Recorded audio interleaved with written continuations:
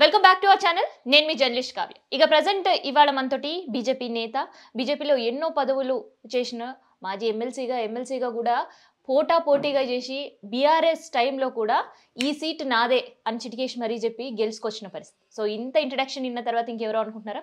ఎవరో కాదు, రామచంద్రరావు గారు ఉన్నారు. మాట్లాడు సార్. నమస్తే. నమస్తే అమ్మా. మంచిగా ఉన్నారా? బాగున్నామా.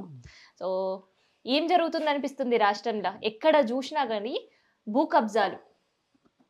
ఈ వారం రోజుల్లోనే ఎన్నో భూ కబ్జాలకు సంబంధించిన వార్తలు గుప్పుమనిపిస్తున్నాయి. అంటే ఎట్లయిపోయిందంటే టీఆర్ఎస్ సమయంలోనూ ఒక కుటుంబం భూ కబ్జాలు చేసే కొన్ని ప్లేసెస్లో, ఇప్పుడు ఒక పార్టీ సంబంధించిన నాయకులందరూ కూడా మొత్తం రాష్ట్రమే భూ కబ్జా చేస్తున్నట్టు మనకు కనబడుతుంది. హైదరాబాద్ చుట్టుపక్కల ఉన్నటువంటి ఒక ప్రాంతాల్లో శంకరపల్లి అయితేంది, ఇక్కడ పోచంపల్లి అయితేంది, పోచారం అయితేంది, ఇక్కడ ఈ రకాల అన్నీ అంటే మనం చుట్టుపక్కల చూస్తే అందరూ లీడర్లు, ముఖ్యంగా ఇప్పుడు అది అప్పుడు బీఆర్ఎస్ ఉండొచ్చు, ఇప్పుడు కాంగ్రెస్ పోయి ఉండొచ్చు, వీళ్ళందరూ ఆ భూ కబ్జా, గవర్నమెంట్ ల్యాండ్, డబుల్ రిజిస్ట్రేషన్ ఉన్న ల్యాండ్స్, ఇవన్నీ కూడా కబ్జా పెట్టుకుంది. దాంట్లో కొన్న వాళ్ళు ఏంటంటే ఎవరు మిడిల్ క్లాస్ ఫ్యామిలీస్, వాళ్ళు ఏదో ప్రభుత్వ ఉద్యోగం చేసుకుని బ్యాంక్ లోన్తో వచ్చిన చిట్ ఫండ్లు వేసి ప్లాట్ కొనేవాళ్ళు. వాళ్ళు దూరంలో కొంటారు అప్పుడు, అందుకని సిటీలో కాస్ట్ ఉంటుంది. ఇప్పుడు ఆ దూరము ఉన్న ల్యాండ్ కూడా కాస్ట్లీ అయిపోయినాయి. ఇక భూ కబ్జాదారులు అంతా కన్ను దాని మీద పడ్డది. మనకు ల్యాండ్ గ్రాబింగ్ కోర్టులు ఉన్నాయి, మనకు పోలీస్ వ్యవస్థ ఉన్నది, రెవెన్యూ వ్యవస్థ, అయినా కూడా దాన్ని ప్రొటెక్ట్ చేసేవాళ్ళు లేరు. మిడిల్ క్లాస్ ఫ్యామిలీ ఈ భూ కబ్జాతో బాగా సఫర్ అవుతున్నారు. హైదరాబాద్ నగరంలో భూ కబ్జాదారులు పెరిగినారు. వాళ్లకు ప్రభుత్వం ఒక అండదండలు ఉండే, ప్రభుత్వం కొంతమంది నేతల అండదండలు ఉన్నాయి కాబట్టి భూ కబ్జాలు పెరుగుతున్నాయని చెప్పేసి నేను భావిస్తూ ఉన్నాను. అయితే సామాన్య జనం ఎప్పుడో వెనకటికి ఇల్లులు కట్టుకున్నా అక్కడున్నా ఇప్పుడు హైడ్రాని కూల్చేసే పరిస్థితి. అది గవర్నమెంట్ ల్యాండ్, మీరు ఆక్రమణదారులు, మేము భూమి గుంజుకుంటాం గవర్నమెంట్ అని హైడ్రా ఏర్పాటు చేశారు. మరి వీళ్ళ కోసం ఏం చేయాలి సార్? వీళ్ళ కోసమే నేను ఏమంటున్నా అంటే ఒక protection of lands, government land కానీ ప్రైవేట్ ల్యాండ్ కానీ ఒక అథారిటీ ఉండాలి ముందు ఈ హైడ్రా తర్వాత. ఎందుకంటే గవర్నమెంట్ ల్యాండ్ కూడా కబ్జాలు పడ్డాయి, గవర్నమెంట్ ల్యాండ్ కబ్జాలు ఉన్నాయి, అది కూడా మనం అపోజ్ చేయాలి. కొన్ని ప్రైవేట్ ల్యాండ్ కొన్ని సంవత్సరాల నుంచి ఖాళీగా పడి ఉన్నాయి, ఎప్పుడో ఇల్లు కట్టుకుందాం తర్వాత నా రిటైర్మెంట్ తర్వాత కొన్ని భూములు అవుట్స్కట్స్లో ఉన్నాయి, అవి కూడా కబ్జాకు గురవుతున్నాయి. మళ్ళీ ఎవరు దాన్ని ప్రొటెక్ట్ చేయాలి? ప్రభుత్వం కదా ప్రొటెక్ట్ చేయాలి. ప్రభుత్వం తన ల్యాండ్ని ప్రొటెక్ట్ చేయాలి ఒకటి. ప్రభుత్వం ప్రైవేట్ ల్యాండ్లో ఉన్నటువంటి ఒక వాళ్ళ కొనుగోలు చేసిన వాళ్ళకు కూడా ప్రొటెక్ట్ చేయాలి. ప్రభుత్వం దేవాదాయ భూమికి సంబంధించినట్టు కూడా ప్రొటెక్ట్ చేయాలి. టెంపుల్స్కి చాలా ల్యాండ్ ఉంది, మీకు ప్రొటెక్షన్ అంతా కూడా మీరు వాక్ ప్రాపర్టీకి ఇస్తున్నారు. మీరు భూములు మన దేవాదాయ భూములు అందరూ కూడా మొత్తం ఇది టెంపుల్ ల్యాండ్స్ అన్నీ కూడా మీరు సోలార్ ఎనర్జీకో లేకుంటే ఫార్మాసిటీకో ఇంకే ఇచ్చేస్తున్నారు. మీరు దమ్ముంటే మీరు వాక్ ల్యాండ్ ముట్టుకుంటే చేయరు. సో నేనేమంటున్నా అంటే మీరు అన్నట్టు సరే అది పాసిబుల్లా లేకుంటే సజెషన్ కాదు. హైడ్రా కన్నా ముందు ఈ భూములు ప్రొటెక్ట్ చేయాల్సిన దానికి ఆలోచించాలి ప్రభుత్వం. సామాన్య ప్రజల భూములు, సామాన్య ప్రజల భూమి, హైడ్రాలో కూడా సామాన్య ప్రజల భూములు పోతున్నాయి. ఎవరో విల్లాస్ కొంతమందికి ఉంటాయి, అందరికి ఉండవు కదా. సో మనం చూసిన కేసులో అయితే మొత్తం బ్యాంక్ లోన్ తీసుకొని ఇల్లు కట్టుకొని గృహప్రవేశం చేసిన వారానికే కూరగొట్టడం. ఇంతకన్నా ఘోరం ఏముంటుంది? నేనేమంటున్నా అంటే ఇది ఒక ప్రభుత్వం సెన్సిటివ్గా తీసుకొని ఏవైతే పబ్లిక్ గవర్నమెంట్ సర్వెంట్స్ కానీ ఇప్పుడు ఈ BHEL society, IDPL society, public under sector society, government teachers society, అన్నీ కొన్ని సొసైటీస్ ల్యాండ్స్ కొన్నారు. ఆ ల్యాండ్ ఏం చేశారంటే అప్పుడు గతంలో హైదరాబాద్ సిటీకి దూరంలో పోతే చీప్లో దొరుకుతాయని కొన్నారు. ఇప్పుడు వాడు ఇంకా సర్వీస్లో ఉన్నారు, ఇంకా ఇల్లు కట్టుకోలే. అటువంటి ల్యాండ్స్ ఖాళీ ఉన్నాయి కదా, అయితే భూ కబ్జాదారు దాని మీద కన్నేసుకొని దొంగ డాక్యుమెంట్ క్రియేట్ చేసుకుని అవి కూడా కబ్జా పెడుతున్నారు. ఇది జరుగుతుంది హైదరాబాద్ మెయిన్గా. సో దీన్ని మనం ప్రొటెక్ట్ చేయాల్సిన అవసరం ఉంది. ప్రభుత్వం దాని మీద కన్ను తెరవాలి, దాన్ని ఉప్పు పాదంతో దాన్ని అణిచివేయాలి, ప్రజలకు న్యాయం చేయాలని చెప్పేసి కూడా మనం అనుకోవాలి. ఇప్పుడు సో ప్రజలకు న్యాయం ఎంతవరకు చేస్తారనేది చూద్దాము. మరి అసలు పథకాల పండగ 26వ తారీఖు ఒకటి కాదు, ఏకంగా 4 పథకాల పండగ జరగబోతుంది అంటున్నారు. ఒక పక్క గ్రామ సభలు నిర్వహిస్తున్నారు. సో నిజంగా అమలయ్యే పరిస్థితులు కనిపిస్తున్నాయి. ఇప్పుడు ఏడాది విజయోత్సవాలు చేశారు కదా, ఏడాది అయిపోయి ఏడాదిగా 100 రోజులుగా మనం చేశారు కదా, సంవత్సరం పాలన పూర్తయిందని. పాలన పూర్తి ఏవో సంకలనం తీసుకుని ఓహో అదే అని చెప్పేసుకున్నాం. ఏం ఏ ప్రజలకు ఏం దొరికింది చెప్పండి? ఏడాది పాలనలో మనకు రైతు బంధు ఎంతమందికి వచ్చింది, రైతు రుణమాఫీ ఎంతమందికి వచ్చింది, ఉద్యోగాలు ఎంతమందికి వచ్చినాయి, ఎంతమంది యువతకు నిరుద్యోగ భత్తా వచ్చింది, ఎంతమంది వాళ్ళ ఏమంటారు ఈ మన యూనివర్సిటీస్ చదువుతున్న పిల్లలకు స్కాలర్షిప్స్ టైంకి రీఎంబర్స్మెంట్ వచ్చినాయి. ఇప్పుడు ఇచ్చారు. నిన్న మొన్న ప్రైవేట్ కాలేజీలో చాలామంది వచ్చిపోయారు. వాళ్ళకి రీఎంబర్స్మెంట్ డబ్బులు రాలేదంట. ఇంకా వాళ్ళు అంటే కాలేజీ మూసే పరిస్థితి వచ్చేసినాయి. రీఎంబర్స్మెంట్ డబ్బులు వస్తేనే మరి శాలరీస్ ఇవ్వాలి, పిల్లలకి ఇవ్వాలి కదా వాళ్ళకి. సో ఇవన్నీ ఉన్నాయి. మళ్ళీ ఇవన్నీ ఏ వర్గం చెప్పండి కాంగ్రెస్ పార్టీ సంతోషంగా ఉంది. సో కాబట్టి విజయ ఉత్సవాలు ఒక ఏపీ జరిపితే ఇప్పుడు పండగ ఏం పండగ? అది స్కీమ్స్ పండగ. వాళ్ళు ఏదో గవర్నమెంట్ స్కీమ్స్ అని ఇస్తామని చెప్పేసి ఏ స్కీమ్ కూడా వీళ్ళ డబ్బులు లేవని వీళ్ళే ఒప్పుకుంటున్నారు. మా దగ్గర నిధులు లేవు, ఉన్న డబ్బులని కూడా బీఆర్ఎస్ వాళ్ళు మింగేసారు, మాకు ఇప్పుడు ఏం లేవు. ఏం లేనప్పుడు మీరు కనీసము రెవెన్యూ పెంచి ఆలోచించి స్కీమ్స్ అనౌన్స్ చేయాలి. ఎలక్షన్స్ ముందు పెట్టిన స్కీమ్స్ ఏది కూడా ఇంతవరకు మనం అమలు పడతలే. అంటే మీరు ప్రజలను అబద్ధం చెప్పినట్టే కదా. మీ ఇప్పుడు ఒక బాధ్యత కలిగిన పార్టీ, అనేక సంవత్సరాలుగా రాజకీయాల్లో వాళ్ళు అధికారంలో ఉన్నటువంటి పార్టీ, మీకు తెలియదా ఎంత బడ్జెట్ ఉంటుంది, ఎంత లోటు బడ్జెట్ ఉంటుంది, ఎంత రెవెన్యూస్ ఉంటాయి, దాని మీద మీరు ప్రామిస్ చేయాల్సింది. ఒకవైపు మీకు తెలుసు మొత్తం రాష్ట్రం దివాలా తీసింది, మళ్ళీ ఇంకోవైపు మీరు ఇటువంటి వాగ్దానాలు చేసి అబద్ధాలు ఆడి మీరు ఓట్లు తీసుకొని ఈరోజు మళ్ళీ ప్రజలను మర్చిపోతే ఎట్లయితుంది? మీరు మీరు వాగ్దానం చేసి పూర్తి చేయాల్సిందే. మీరు ఎట్లా తీసుకొస్తారో అమౌంట్ రాష్ట్రానికి రెవెన్యూ పెంచుతారా, లేకుంటే మన బడ్జెట్ ఇతర బారోయింగ్స్ చేస్తారా, ఏదైనా చేస్తారు కానీ రైతులకు రుణమాఫీ కావాలి, రైతు బంధుకు డబ్బులు పడాలి, స్కీమ్స్ ఏదైతే ఉన్నాయో ఏదైతే పెన్షన్ స్కీమ్స్ కానీ, ఫిజికల్ హ్యాండిక్యాప్ స్కీమ్స్ కానీ, లేకుంటే కళ్యాణ లక్ష్మి స్కీమ్స్ కానీ, ఇవన్నీ కూడా అన్నీ ఆగిపోయినాయి. రేషన్ కార్డు కూడా మీరు ఇంకా ఇవ్వలేదు, ప్రకటించారు మాత్రమే. సో ఇవన్నీ కూడా జరపాల్సి ఉంది. ఇవన్నీ జరపట్లేదు కాబట్టి కాంగ్రెస్ పార్టీ ఏడాది లోపలనే అప్రత్యక్ష పాలకు వాళ్ళు ఉన్నారు. చాలా తక్కువ సమయంలో వాళ్ళు యాంటీ ఇన్కంబెన్సీకి గురవుతున్నారు. సో మరి బీఆర్ఎస్ ఏంటిది ప్రధాన ప్రతిపక్ష పాత్ర పోషిస్తుందా? మొన్న అసెంబ్లీ జరిగినప్పుడు కూడా కనీసం అసెంబ్లీకి కూడా రాలేని పరిస్థితి. బీఆర్ఎస్ పేపర్ టైగర్, మరి పేపర్లోనే మాట్లాడుతుంది. నేనేమంటున్నా అంటే ఇప్పుడు ఇన్ని స్కామ్స్ బయటపడుతున్నాయి. దేంట్లో ఏమైనా బీఆర్ఎస్ నాయకుల మీద వాళ్ళు కేసు పెట్టారా? కేసు పెడితే పెట్టారు, ఏదైనా జైలుకి పంపించారా? బీఆర్ఎస్ కాంగ్రెస్ ఒకటే, కరప్షన్లో ఇద్దరు ఒకటే.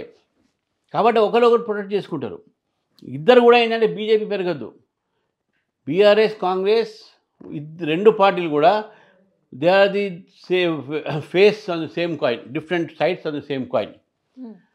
వాళ్ళిద్దరు కూడా బీజేపీని ఎట్లా పెరగొద్దు అని చూడాల్సిందే. కాబట్టి వాళ్ళిద్దరు కొట్లాడకుండా చేస్తారు, షాడో బాక్సింగ్ చేస్తున్నారు. అసలు వాళ్ళిద్దరూ కలిసి బీజేపీ యొక్క పెరుగుదలను ఆపుతున్నారు. అందుకే కాంగ్రెస్ పార్టీ బీఆర్ఎస్ పార్టీ ఒక నాయకుల పట్ల వాళ్ళు సింపథెటిక్గా ఉన్నారు. కేసులు పెట్టవచ్చు, కానీ నెక్స్ట్ స్టెప్ ఎక్కడ లేదు. సో కాబట్టి నేను స్పష్టంగా కనబడతాను, ఎక్కడ కూడా వాళ్ళు ఏ లీడర్ని కూడా అరెస్ట్ చేయలేదు. అరెస్ట్ చేశారా అంటే కేవలం అధికారులను మాత్రమే చేశారు. ఐఏఎస్ అధికారులను, ఐపీఎస్ అధికారులను చేశారు, కానీ వాళ్ళ రాజకీయ పార్టీలు ఒక్కరిని కూడా అరెస్ట్ చేయలేదు. మీరు చూడండి, మరి కేటీఆర్కి సంబంధించి ఉచ్చు బిగుస్తుంది, ఏసీబీ ఈడీ రెండు వైపులా వాయించేస్తున్నారు. ఎప్పుడో కేటీఆర్ అరెస్ట్ అవుతారు, తర్వాత నెక్స్ట్ టార్గెట్ హరీష్ రావు. అన్ని మాటలు వీళ్ళు చేస్తారా పెడతారా? మళ్ళీ కొమ్మకాయ ఇద్దరు ప్రజలు మళ్ళీ ఫూల్ చేసి బీజేపీని రాకుండా చేస్తారు. కానీ ఈసారి అట్లా లేదు పరిస్థితి. ప్రజలు తెలుసుకుంటున్నారు, బీజేపీకి మంచి ఆదరణ తెలంగాణ పెరుగుతుంది. కాబట్టి కాంగ్రెస్ బీఆర్ఎస్ సంబంధించినటువంటి ఇద్దరు ఏ టీం బీ టీం వాళ్ళిద్దరు తెలిసిపోయింది. గతంలో మా మీద ఈ క్లెయిమ్ చేశారు, కానీ ఇప్పుడు ప్రజలు స్పష్టంగా చూస్తున్నారు. ఈరోజు కాంగ్రెస్ బీఆర్ఎస్ ఎంత దగ్గర అయ్యారంటారు. ఏదో బయట చెప్పుకుంటారు, తిట్టుకుంటారు, ఏదో స్టేట్మెంట్ ఇచ్చుకుంటారు, కానీ అసలు వాళ్ళిద్దరూ ఒకటి బీజేపీని అడ్డుకోవాలనేటువంటి ప్రయత్నంలో ఈరోజు రకరకాలైనటువంటి నాటకాలు చేస్తూ ఉన్నారు. నిజంగా మీరు ఇన్ని కేసులు బయట పెట్టారు కదా, ఇన్ని కేసులు చేస్తున్నారు కదా, మళ్ళీ ఏ కేసులో అయినా ఏ పొలిటీషియన్ అయినా మీరు బీఆర్ఎస్ పార్టీకి సంబంధించిన వాళ్ళని మీరు ఏం యాక్షన్ తీసుకుని చెప్పండి. You are not taking action. You are taking action only on bureaucrats, not on political leaders belonging to BRS. ఎందుకు మీకు అంత ప్రేమ, ఎంత మమకారం? తిడతారు మీరు, మీరు రావట్లేదు అన్నీ. ఇవన్నీ ఏంటంటే వైట్ వాష్. పబ్లిక్ ఐవాష్ అది.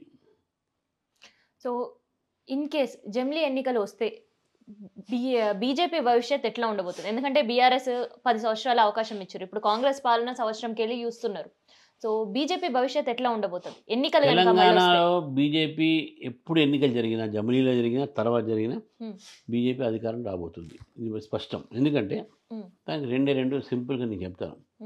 మాకు అసెంబ్లీలో 19% ఓట్లు వచ్చినాయి, అదే పార్లమెంట్ వచ్చాక 36% మాకు ఓట్లు వచ్చినాయి. మాకు ఇప్పుడు 40 లక్షల మెంబర్షిప్ జరిగింది, స్వతహాగా ప్రజలు ముందుకు వచ్చి మెంబర్షిప్ తీసుకున్నటువంటి పరిస్థితి. మాకు 76 లక్షల ఓట్లు వచ్చినాయి పార్లమెంట్లో, 36% ఓట్లు మాకు వచ్చినాయి. ఉన్న 17 సీట్లలో 8 సీట్లు మేము గెలిచినాం, 8 కాంగ్రెస్ గెలిచింది, వాళ్ళు మధ్యస్ గెలిచింది, బీఆర్ఎస్ 0 అయిపోయింది. అంటే ప్రజల మధ్యలో ఆలోచనలో బీజేపీ మాత్రం ప్రత్యామ్నాయం అని చెప్పేసి తెలిసిపోతుంది. కాంగ్రెస్ పార్టీకు ఈరోజు బీజేపీ డీట్గా ఏదైతే ఉందో రాజకీయమైన ఎదురు జవాబు చేసేటువంటి శక్తి మాకున్నది, బీఆర్ఎస్ లేదు. బీఆర్ఎస్ 2-3 లీడర్స్ మాత్రమే ఉన్నారు, కానీ మాకు ప్రతి జిల్లాలో ప్రతి కాన్స్టిట్యున్సీలో మాకు లీడర్స్ ఉన్నారు, కార్యకర్తలు ఉన్నారు. ఈరోజు ఒక ఉద్యమంలానే కాంగ్రెస్ పార్టీ వ్యతిరేకంగా, కాంగ్రెస్ పార్టీ చేస్తున్న తప్పిదాల వ్యతిరేకంగా మేము ఉద్యమిస్తాము. భారతీయ జనతా పార్టీ ప్రజల పక్షాన ఉండి, ప్రజల కోసం ఉండి తెలంగాణలో ప్రజారాజ్యాన్ని ఏర్పాటు చేస్తుంది, అది బీజేపీ. అది కంపల్సరీ అవుతుంది.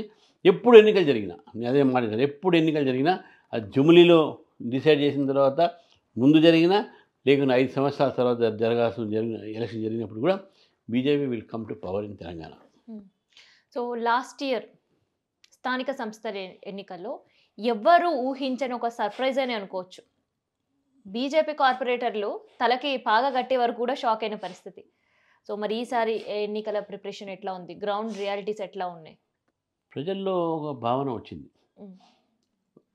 కాంగ్రెస్ పార్టీ కానీ బీఆర్ఎస్ పార్టీ కానీ మొత్తం రాష్ట్రంలో ఒక శక్తి నడుపుతుంది, ఇక్కడ హైదరాబాద్ సిటీలో మాత్రం ఎంఐఎం నడుపుతున్న విషయాన్ని మనం గుర్తించారు. ఎంఐఎం పార్టీ కాంగ్రెస్ పార్టీకు ఇప్పుడు రూలింగ్లో ఉంది కాబట్టి ఫుల్ సపోర్ట్. గతంలో బీఆర్ఎస్ పార్టీని బీఆర్ఎస్ సపోర్ట్. మజ్లిస్ పార్టీ ఏంటంటే ఎవరు రూలింగ్లో పార్టీలు కూడా వాళ్ళకి సపోర్ట్ చేస్తున్నారు, ఎందుకంటే వాళ్ళని నడవాలి కాబట్టి. ఈ పార్టీలు కూడా అంతా కూడా ఏంటంటే వాళ్ళ సంకేతాల మీద, వాళ్ళ కనుసాగల మీద నడుస్తున్నాయి. మజ్లిస్ పార్టీ కనుసాగల మీద నడుస్తున్నాయి. ఈరోజు తెలంగాణ ప్రభుత్వము కాంగ్రెస్ కానీ బీఆర్ఎస్ కానీ వాళ్ళు నడిచేది కేవలం ఎంఐఎం కొనసాగల మీద. హైదరాబాద్ సిటీని కూడా ఈరోజు మేము 48 సింగిల్ లార్జెస్ట్ పార్టీ మాదైతే హైదరాబాద్లో, ఈరోజు మజ్లిస్ పార్టీ అదేవిధంగా బీఆర్ఎస్ పార్టీ కలిసి మేయర్ వాళ్ళు గెలుచుకున్నారు, మజ్లిస్ పార్టీ డిప్యూటీ మేయర్ వచ్చారు. కాంగ్రెస్ పార్టీ ఈరోజు ప్రభుత్వం రాగానే అక్కడ ఉన్నటువంటి మేయర్ కాంగ్రెస్ పార్టీలో వెళ్ళి మళ్ళీ అదే మజ్లిస్ పార్టీ సపోర్ట్తో మేయర్గా కొనసాగిస్తున్నారు.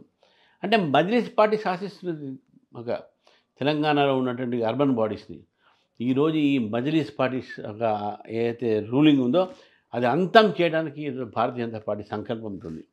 ముందుగా లోకల్ బాడీ ఎలక్షన్ జరిగితే హైదరాబాద్ నగరాన్ని భారతీయ జనతా పార్టీ కైవసంగా చేసుకుంటుంది, హైదరాబాద్ని మజ్లిస్ పార్టీని విముక్తి కలిగిస్తుంది. ఈ కుహనా లౌకికవాదులను కూడా ఈరోజు ఓడించి ఫస్ట్ బీజేపీ మేయర్గా భారతీయ జనతా పార్టీ ఈరోజు తెలంగాణ క్యాపిటల్లో ఉన్నట్టు హైదరాబాద్ని గెలుస్తాం. అదేవిధంగా గ్రామాల్లో కూడా మా ఓటు శాతం పెరిగింది కాబట్టి సర్పంచ్ నుంచి నేను చెప్పిన పంచాయత్ పార్లమెంట్, పంచాయత్ నుంచి పార్లమెంట్ వరకు కూడా భారతీయ జనతా పార్టీ పోటీ చేస్తుంది. లోకల్ బాడీస్లో కూడా మాకు వచ్చినటువంటి 36% ఓట్లని మేము ఏ విధంగా కాపాడుకోవాలి, ఎక్కువ మంది సర్పంచ్ గెలవాలి, ఎక్కువ మంది వార్డు మెంబర్స్ గెలవాలి, ఎక్కువ మంది మేము ఎంపీపీలు గెలవాలి, జెడ్పీటీఎస్ గెలవాలని చెప్పేసేటట్టుగా మా ఒక ఆలోచన. డెఫినెట్గా ఆ దిశలో పార్టీ పనిచేస్తుంది, ఆ దిశలో పార్టీ గెలుస్తుంది అని చెప్పి నాకు పూర్తి నమ్మకం ఉంది. సో పార్టీ అందరు తెలిసిన ఇది ఓపెన్ సీక్రెటే. సో ఎవరైతే బీజేపీ అధ్యక్ష పదవి చేస్తారో వాళ్ళ పొలిటికల్ కెరియర్ అనేది టర్న్ అవుతుంది, కేంద్ర మంత్రుల స్థాయికి వెళ్తారు అనేది అందరు తెలిసిన ఓపెన్ సీక్రెట్. అది వాస్తవమేనంటారా? అట్లనే ఏముంటుంది, బీజేపీకు ఒక కేంద్రం దాకా పోవడానికి అధ్యక్షుడు కావాల్సిన అవసరం లేదు. అధ్యక్ష పదవి అనేది ఒక బాధ్యత, ఒక అదనపు బాధ్యత. ఈరోజు చాలామంది ఎమ్మెల్యేలు ఉన్నారు, చాలామంది ఎంపీలు ఉన్నారు, అది వాళ్ళ బాధ్యత, ప్రజలు ఇచ్చిన బాధ్యత. దాంతోపాటు ఇది ఒక అదనమైన బాధ్యత, ఇది కూడా ఒక బాధ్యత.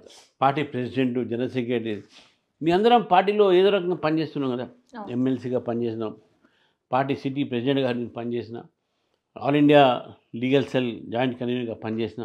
అదొక బాధ్యత. బాధ్యత పార్టీని డెవలప్ చేయడం కానీ వ్యక్తిని డెవలప్ చేయడం కాదు. మనం గుర్తుపెట్టుకోవాలి. బీజేపీలో ఒక బాధ్యత ఇచ్చిన అధ్యక్ష పదవి కానీ ఇంకేదైనా పదవి కానీ అంటే నువ్వు పార్టీని పెంచాలి, అందుకే నీకు బాధ్యత ఇచ్చినాము. నువ్వు పెరగాలని చెప్పి నీకు బాధ్యత ఇవ్వలే. బాధ్యత పార్టీలో నువ్వు ప్రెసిడెంట్ వస్తే నువ్వు అదైపోతావు, నువ్వు ఇదైపోతావు అని అంటే అది పొరపాటు. అది ఇండివిజువల్గా ఆలోచించే ఆలోచన. పార్టీ ప్రెసిడెంట్ తీసుకున్నా ఏది తీసుకున్నా ఆ బాధ్యతతో నువ్వు పార్టీని పెంచు, నువ్వు పెరగటం కాదు నీకు ఇచ్చిన బాధ్యత అనే విషయాన్ని మనం ఈ బీజేపీలో ఆ ఆలోచన ఉంటుంది. కాబట్టి పార్టీ ప్రెసిడెంట్ అయితే ఏదో అయిపోతామని చెప్పేసి అటువంటి ఆలోచన అది పొరపాటుని ఆలోచన అని చెప్పి చెప్తాను. సో గతంలో బీజేపీ అధ్యక్ష పదవులు చేసిన వాళ్ళు ఎవరైనా కూడా పక్క పార్టీల నుంచి వచ్చిన సందర్భాల్లో ఇప్పటివరకు హిస్టరీలో లేదు. సో బీజేపీలో ఉండే వాళ్ళకి మాత్రమే అధ్యక్ష పదవిని ఇచ్చారు, వాస్తవేనా? అట్లని కూడా చెప్పలేము వీళ్ళే. ఇప్పుడు అస్సాం ఉన్నది, అస్సాంలో తెలంగాణ గురించి, తెలంగాణలో ఫస్ట్ టైం ఆ సిచ్యువేషన్ వచ్చింది కదా, ఫస్ట్ టైం ఆ సిచ్యువేషన్ వచ్చింది. ఇప్పుడు ఎవరికి ఇస్తారు ఏది, పార్టీ పెరిగింది, పార్టీ పెరిగినప్పుడు చాలామంది చేరారు, చాలామంది వేరే పార్టీల నుంచి వచ్చారు. ఎవరికి అధ్యక్ష పదవి ఇస్తారు అనేది వీళ్ళకే ఇవ్వాలని కూడా ఏం రూల్ లేదు. కాబట్టి ఎవరికి ఇస్తారు అని చెప్పేసి అయ్యేదాకా మనము కానీ దానికి ఒక కొన్ని నామ్స్ పెట్టుకుంటారు. ఆ నామ్స్లో పార్టీ అందరినీ కూడా ఒకే రకంగా చూస్తుంది. కొత్తగా వచ్చిన పాత వాళ్ళైనా సరే ఇద్దరిని ఒకే రకంగా చూస్తుంది. పార్టీలో చేరిన తర్వాత అందరు పార్టీ సభ్యులే, పార్టీలో గెలిచిన తర్వాత అందరూ పార్టీ లీడర్లే.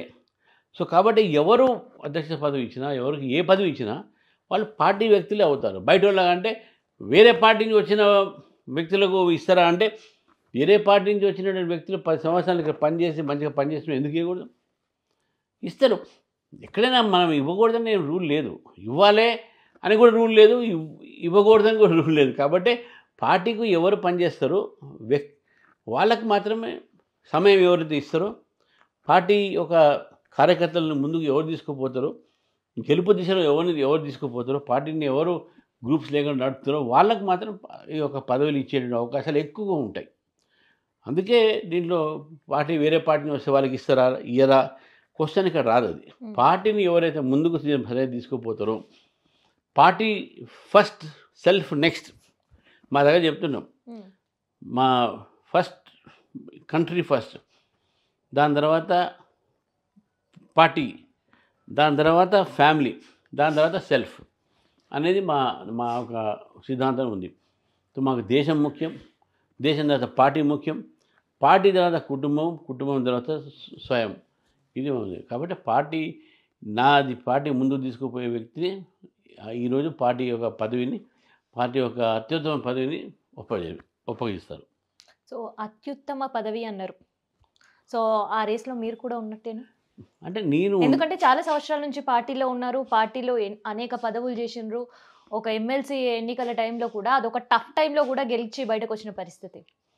లేదు, నేను నాకు ఇస్తారా నాకు ఇవ్వరా అనే విషయం, ఇస్తే పని చేయడానికి నేను సిద్ధంగా ఉన్నాను ఒకటి. రెండోది, మా పార్టీలో అడుక్కొని తీసుకునే పద్ధతి లేదు. పార్టీ నిర్ణయిస్తారు. పార్టీకి ఒక టీం ఉంటుంది, సెంట్రల్ టీం ఉంటుంది. వాళ్ళు ఎవరు అయితే బాగుంటుందని చెప్పి వాళ్ళు నిర్ణయిస్తారు.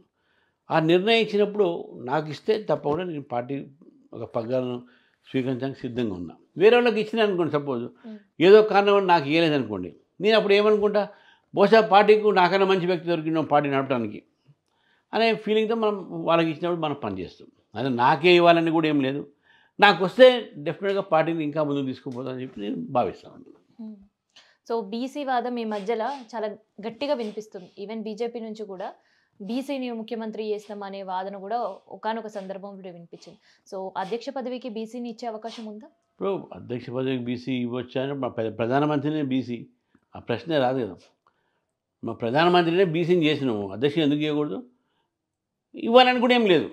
ఎందుకంటే మొత్తం దేశంలో అన్ని కులాలు, అన్ని మతాలు, వర్గాలు, మహిళలు, దళితులు, షెడ్యూల్ క్యాస్ట్, షెడ్యూల్ ట్రైబు అందరికీ ఇవ్వాలి కదా, రిప్రజెంటేషన్ ఇవ్వాలి కదా, దేశం అంతా ఇవ్వాలి కదా.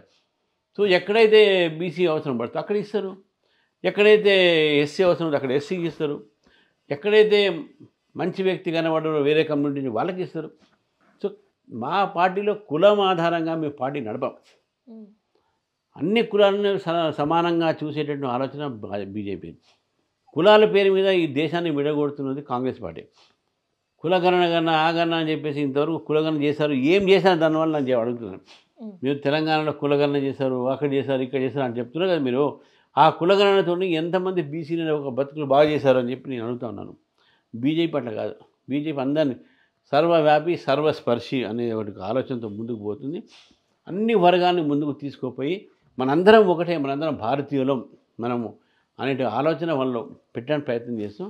కాబట్టి మేము పదవులు ఇచ్చేటప్పుడు కానీ మేము సామాజికమైనటువంటి ఒక దృక్పథంతో ఆలోచించి వెనకబడినటువంటి ఒక వర్గాన్ని ముందుకు తీసుకురావటము, దాని తర్వాత ఆ వర్గాల నుంచి మనము మంచి రాజకీయ నేతృత్వం రావటం అనేది ఆలోచన బీజేపీ ఉంటుంది. కాబట్టి పదవి బీసీలకు ఇస్తారా, పదవి ఇంకోళ్ళకి ఇస్తారా అనే విషయం కాదు. ఇక్కడ సమాజంలో అందరూ ముందుకు రావాలనే ప్రయత్నంలో బీజేపీ అందరికీ అవకాశం ఇస్తుంది. ప్రధానమంత్రిని కూడా అదే వర్గానికి మేము అవకాశం ఇచ్చినాము. మంత్రివర్గంలో కూడా చాలామంది వాళ్ళకి అవకాశాలు ఇచ్చారు. కాబట్టి సామాజిక సంతులనంతో ఈరోజు బీజేపీ ముందుకు పోతుంది. సో మరి ఎన్నికలకి సర్వం సిద్ధమయ్యే పరిస్థితులు, స్థానిక సంస్థల ఎన్నికలు, ఒకవైపు అధికార పక్షంలో కూడా దానిపైన చాలా సీరియస్గానే ఎఫర్ట్స్ పెడుతున్నారు. సో మరి ఆలోపే బీజేపీ అధ్యక్ష పదవిని ఖరారు చేస్తారా? బీజేపీ అధ్యక్ష పదవి ఎప్పుడైనా ఖరారు చేయొచ్చు. ఈరోజు మనం జనవరి 20 ఆ ప్రాంతంలో ఉన్నాం. 10 రోజుల్లో చేయొచ్చని నేను నమ్ముతున్నాను. జనవరి 30 లోపల అయ్యే అవకాశాలు ఉన్నాయి. ఏదున్నా సరే అధ్యక్షుడు పదవికి మా ఒక ఎన్నిక తయారీకి సంబంధం లేదు. ఇప్పుడు మా సంస్థాగత ఎన్నిక జరుగుతున్నాయి. ఇది జరిగిన తర్వాత వెంటనే మేము ఎమ్మెల్సీ ఎలక్షన్స్ ఉన్నాయి, ఎమ్మటే దాంతోపాటు లోకల్ బాడీ ఎలక్షన్స్ ఉన్నాయి. సో ఇవన్నీ కూడా మేము ముందు రాజకీయ పార్టీ అంటేనే ఎలక్షన్స్, దానికి ఒక ఊపిరి. ఎలక్షన్స్ వస్తే రాజకీయ పార్టీ అన్నీ యాక్టివ్ అయిపోతాం. సో డెఫినెట్గా రాజకీయ పార్టీగా రేపు తెలంగాణలో అధికారంలో రావాలి అనే తపనతో లోకల్ బాడీ ఎలక్షన్స్ కూడా మేము సీరియస్గా తీసుకుంటాము. అత్యధికమైన పదవులు మేము గెలుస్తామని చెప్పేసి కూడా భావిస్తా ఉన్నాం. అంటే సో ఇది special interview. So please subscribe ఇహా తెలంగాణ.